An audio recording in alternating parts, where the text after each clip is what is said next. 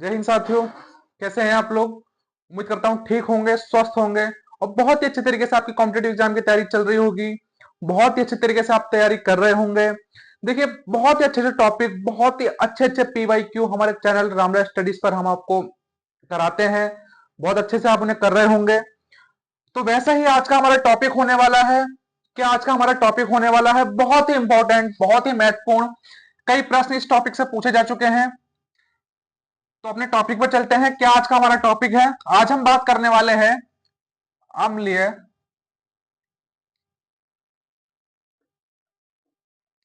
आज हम किसके बारे में बात करने वाले हैं? आज हम बात करने वाले हैं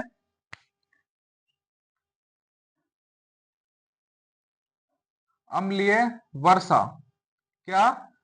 अम्लीय वर्षा के बारे में आज हम बात करने वाले हैं, जिसे हम एसिड रेन भी बोलते हैं। क्या बोलते हैं? Acid rain. तो एसिड रेन मींस अम्लीय वर्षा के बारे में आज हम बात करने वाले हैं। क्या ये अम्लीय वर्षा होती है? क्या इसके नुकसान होते हैं? क्या इसके प्रभाव होते हैं?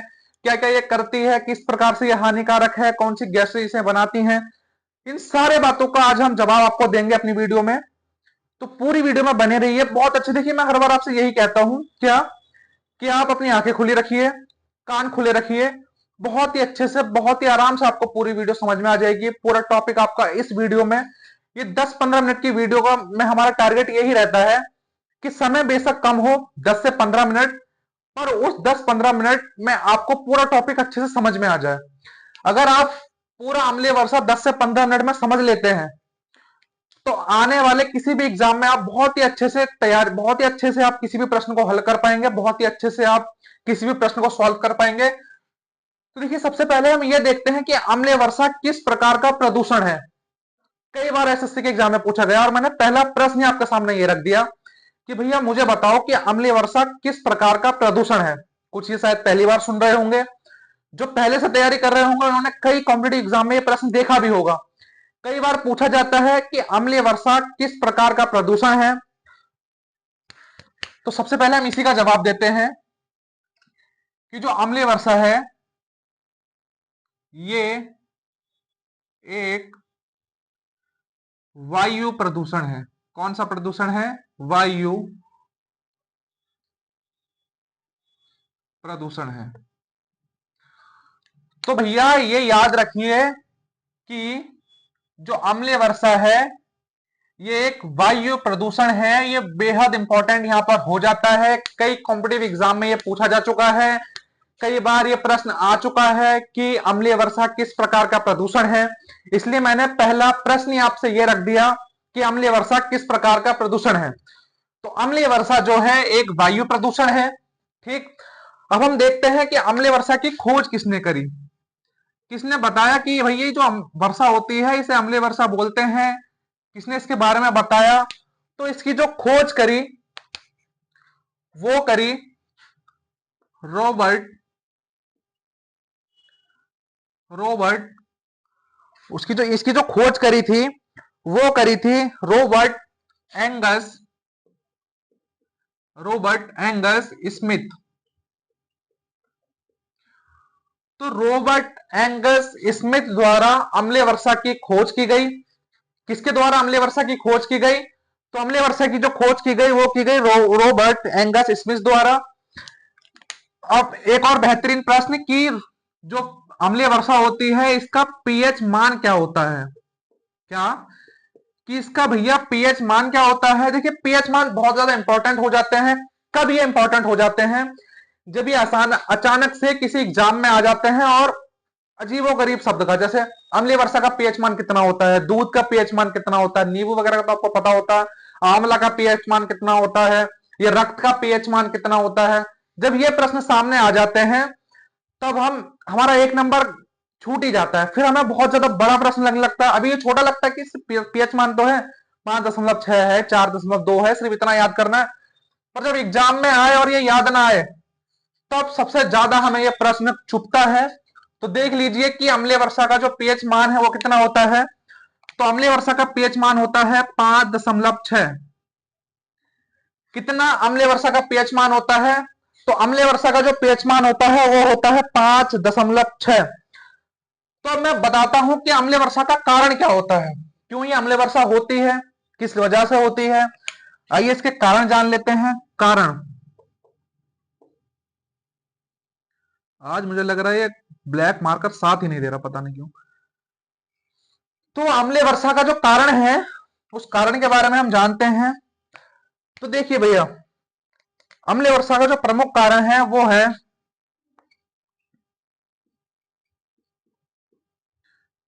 Sulphur dioxide, sulphur dioxide plus nitrogen oxide. तो भैया sulphur dioxide plus nitrogen oxide, जब ये दोनों गैसें वायुमंडल में जाती हैं, वायुमंडल मींस आकाश में जाती हैं, तो ये आकाश में जाकर आकाश में मौजूद भास्व के छोटे छोटे कणों से क्रिया करती हैं। किससे क्रिया करती हैं, एक बार दोबारा सुन लीजिए कि जब sulphur dioxide plus nitrogen oxide वायुमंडल में जाकर वाष्प के छोटे छोटे अणुओं से क्रिया करती हैं, तब ये एक गैस बनाती हैं, तब ये एक गैस बनाती हैं। तब कौन सी ये गैस बनाती हैं, तब ये बनाते हैं भैया H2SO4, H2SO4। देखिए H2SO4 plus HNO3 plus HNO3 sulphuric अम्ल और नाइट्रिक अम्ल कहते हैं शायद इसे बोलते हैं सल्फ्यूरिक अम्ल प्लस नाइट्रिक ऑक्साइड, सल्फ्यूरिक अम्ल प्लस नाइट्रिक ऑक्साइड ये गैस बनाते हैं। और ये दोनों गैसें मिलकर बहुत ही प्रदूषण वायुमंडल में फैलाती हैं।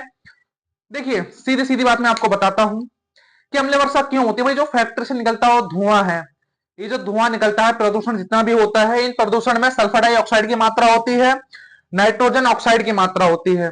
जब ये दोनों गैसें हवा में जाती हैं तो हवा में जो मौजूद थोड़ी बहुत नमी होती है, हवा में नमी होती है, सबको पता है, जो हवा में मौजूद नमी होती है उस नमी के साथ ये गैस क्रिया करती हैं और उस क्रिया के दौरान H2SO4 प्लस HNO3 ये गैस बनाती हैं और ये दोनों गैस मिलकर एक बेहद ही प्रदूषित गैस बनाते हैं जो प्रमुख तौर पर अम्लीय वर्षा का कारण होते हैं।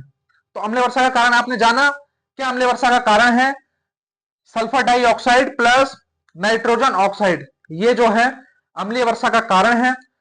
अब देखिए अम्लीय वर्षा तो नुकसानदायक है ही, अब किस प्रकार से नुकसानदायक है, कैसे नुकसानदायक है, इसके बारे में हम बात करते हैं। तो हम देखते हैं भैया अम्लीय वर्षा अम्लीय वर्षा का प्रभाव क्या होता है, अम्लीय वर्षा के जल का प्रभाव। तो हम इसके प्रभाव के बारे में जानते हैं कि अम्लीय वर्षा का भैया प्रभाव क्या होता है। जब ये अम्लीय वर्षा गिरती है तो इसका प्रभाव, अम्लीय वर्षा के प्रभाव के बारे में हम जानते हैं। तो भैया देखिए जो पहला इसका प्रभाव है वो है भवन क्षरण। ये भवन क्षरण क्या होता है अभी समझाता हूं, इससे पहले दूसरा प्रभाव देखो। दूसरा प्रभाव है इमारतों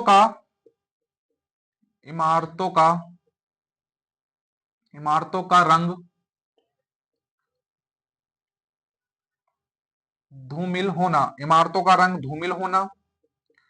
इसका क्या मतलब है, इसका मतलब भी आपको मैं भी बताता हूं। तीसरा प्रभाव है मिट्टी की उर्वरकता, मिट्टी की उर्वरता को कम करना। इसका क्या मतलब है, अब देखिए भैया अच्छे से समझिए कि कहते हैं ना, आपने सुना होगा कि भैया पहली बारिश में नहीं नहाना चाहिए। हर बार आपके घर वालों ने भी बताया होगा, किसी टीचर ने भी बताया होगा, सब बोलते हैं भैया पहली बारिश में मत नहाओ। क्यों, क्योंकि जब धुआं और जितना भी प्रदूषण है सब उड़ के वायुमंडल में जाता है, आकाश में जाता है। ठीक, जब पहली बारिश होती है साल की जब पहली बारिश होती है उस समय आपने देखा है कि जब पहली बारिश हो जाती है उसके बाद आसमान बिल्कुल साफ दिखता है, आपको पहाड़ दिखने लगते हैं। ठीक है, ठीक है। मौसम एकदम क्लियर हो जाता है। क्यों हो जाता है? क्योंकि उससे पहले वायुमंडल में बहुत ज्यादा प्रदूषण था, और जैसे ही आकाश से पानी बरसा, बारिश हुई, तो उस बारिश की बूंदों के साथ प्रदूषण भी नीचे बैठ गया, जमीन में बैठ गया, उसके साथ नीचे बरसने लगा प्रदूषण भी। अब आप मान लीजिए उस बरसात में नहाने लग गए। ठीक, आप साल की पहली बरसात जो अम्लीय वर्षा होती है उसमें नहा रहे हैं, तो प्रदूषण कहां आ रहा है? आपके ऊपर आ रहा है। तो जो प्रदूषण वायुमंडल में नुकसान पहुंचा रहा है वही नुकसान आपको पहुंचाएगा। तो इसलिए मना किया जाता है कि साल की पहली बारिश या अम्लीय बारिश में नहीं नहाना चाहिए। अब देखिए, इसका मैंने आपको प्रभाव बताया कि भवन क्षरण होता है। अब ये भवन क्षरण का क्या मतलब होता है? देखिए, अब तो सबके पक्के घर हो गए हैं, सबने लीपा पोती करके, अच्छा पेंट करके सब बहुत अच्छे से कर लिया है। पर इससे पहले जब प्लास्टर नहीं थे, सिर्फ ईंटों के घर बनाए जाते थे, चिनाई हुई ईंट के ऊपर ईंट रखी, मकान बन गया। फिर उसके बाद उस पर प्लास्टर हुआ, कलर हो गए, फिर टाइल्स लग गई, वो सब बात की बात है। जब सिर्फ ईंटें हुआ करती थी, तो आपने कभी देखा होगा, ईंटें जब बहुत ज्यादा पुरानी हो जाती थी, मान लो 5 साल 10 साल घर को बने हो गए, सिर्फ ईंटों का मकान बना हुआ है, तो उसमें जो होता था, जो ईंटें हैं वो अपना कलर छोड़ने लगती हैं। कभी आपने गौर किया होगा, जो लाल ईंटें होंगी वो अपना कलर छोड़ने लगेंगे। आप ऐसे हाथ से ऐसे करोगे ना ईंट के ऊपर, तो आपको ऐसा लगेगा जैसे ईंट घिसने लग गई। तो उस प्रकार का जो होता है वो होता है अम्लीय वर्षा के कारण। इसलिए मैंने लिखा भवन क्षरण। अम्लीय वर्षा के कारण वो ईंटें जो हैं वो क्या करती हैं, मतलब अपना अस्तित्व छोड़ने लगती हैं और घिसने शुरू हो जाती हैं। अब मैंने बोला इमारतों का रंग धूमिल हो जाता है। कभी आपने अपने घर पे कलर कराया होगा, बहुत सारे घर देखे होंगे इसमें कलर होता है, तो आपने देखा होगा कि यार घर के अंदर का कलर तो ठीक है, आपने घर के अंदर लाल कलर करवाया, मान लीजिए अपने कमरे में आपने लाल कलर करवाया, अब आपके कमरे का कलर तो लाल है, पर जो बाहर आपने लाल कलर करवाया था, जिस पर डायरेक्ट अम्लीय वर्षा पड़ती थी, जिस पर डायरेक्ट डायरेक्ट धूल पड़ती थी, धूप पड़ती थी, वो कलर हल्का हो गया आपके अंदर के कलर के मुताबिक। अंदर बिल्कुल अभी भी गाढ़ा लाल है, बाहर आप देखोगे तो वो लाल बिल्कुल हल्का पड़ने लग गया। तो इसलिए मैंने बोला कि इमारतों का रंग धूमिल हो जाता है। इसका सबसे बड़ा उदाहरण जो लिया गया है वो लिया गया है ताजमहल का। देखिए, आपने कभी गौर किया होगा कि जो ताजमहल है वो अब हल्का हल्का पीला पड़ना स्टार्ट हो चुका है। अब शायद यूपी पुलिस का एग्जाम था, उसमें शायद ये पूछा गया था कि ताजमहल का रंग हल्का हल्का पीला पड़ने लगा है, पीला पड़ने लगा है, इसका प्रमुख कारण क्या है? तो ऑप्शन में था अम्लीय वर्षा।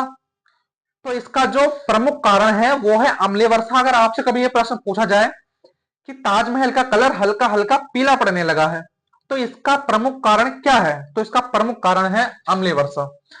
देखिए, मैंने आपको बताया कि तीसरा पॉइंट मैंने लिखा मिट्टी की उर्वरता को कम करता है।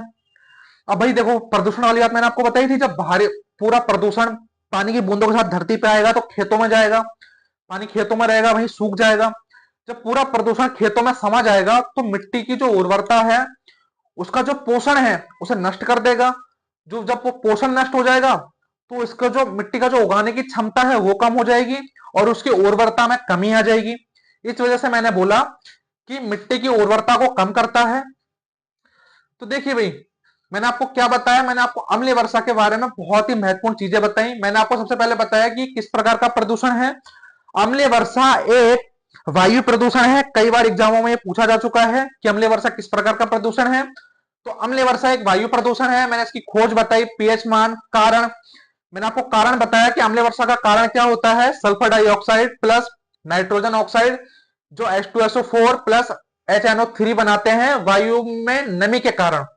ठीक है, और यही प्रदूषित गैसें पैदा करते हैं, जिस गैसों की वजह से अम्लीय वर्षा होती है, और अम्लीय वर्षा की वजह से ही भवन क्षरण होने लगते हैं, इमारतों का रंग धूमिल पड़ने लगता है, मिट्टी की उर्वरता में कमी आने लगती है। जब मिट्टी की उर्वरता में कमी आएगी तो अनाज कम पैदा होगा, अनाज कम पैदा होगा तो भैया आपको पता ही है क्या होने वाला है। तो भैया देखिए, पूरा टॉपिक, जितने प्रश्न इसमें से पूछे जाते हैं अम्लीय वर्षा के बारे में, जितने भी प्रश्न पूछे जाएंगे वो इस बोर्ड से बाहर नहीं पूछे जाएंगे।